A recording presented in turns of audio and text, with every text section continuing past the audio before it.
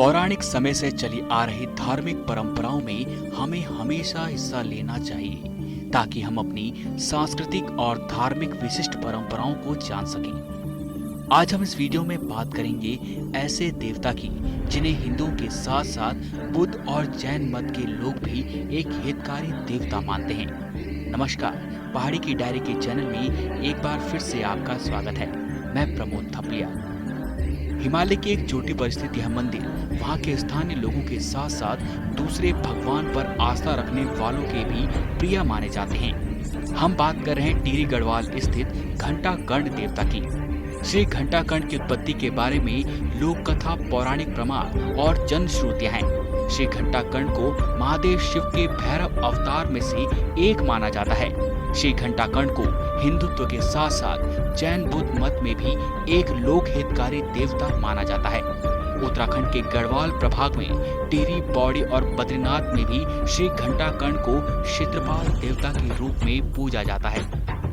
हिमालय के अंग अंग में घंटाकर्ण प्रतिष्ठित और पूजित देवता है। टिहरी गढ़वाल में क्विली, लोस्तु, पौड़ी गढ़वाल में खिरसू, चीनी, बाली कंडरसू, चोपड़ा कोट और दूधा तोली सभी जगह घंटाकर्ण पूजे जाते हैं। लोस्तु में भी श्री घंटाकर्ण की यात्रा हर 12 साल में महाकुंभ की तरह आयोजित की जाती है।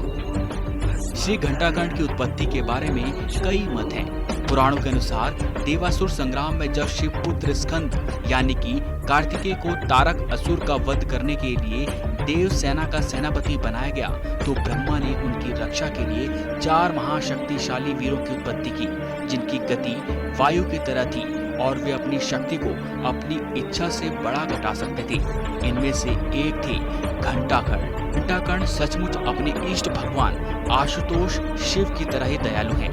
भक्त लोग जो भी वर मांगते हैं उन्हें घंटाकर्ण पूरा करते हैं। उनकी पूजा क्षेत्रपाल और क्षेत्रपाल के रूप में भी होती है। शक्ति की तरह उनका वाहन भी शेर है। जिस तरह से भैरवनाथ जी को केदारनाथ का रक्षक कहा जाता है, उसी प्रकार घंडियाल देवता भी बद्रीनाथ धाम की रक्षा करते हैं। घंटाकर्ण बचपन से एक राक्षस था और साथ ही शिव का अनन्य भक्त भी था। इतना अनन्य कि उसे किसी अन्य के मुख से शिव का नाम सुनना भी पसंद नहीं था।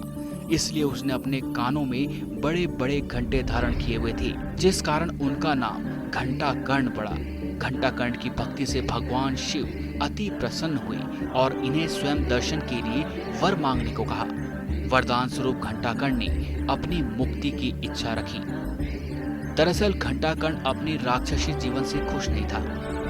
वरदान सुनकर भगवान शिव ने कहा कि तुम्हें अगर कोई मुक्ति दे सकता है तो वो है भगवान विष्णु। तुम्हें उनकी शरण में जाना होगा।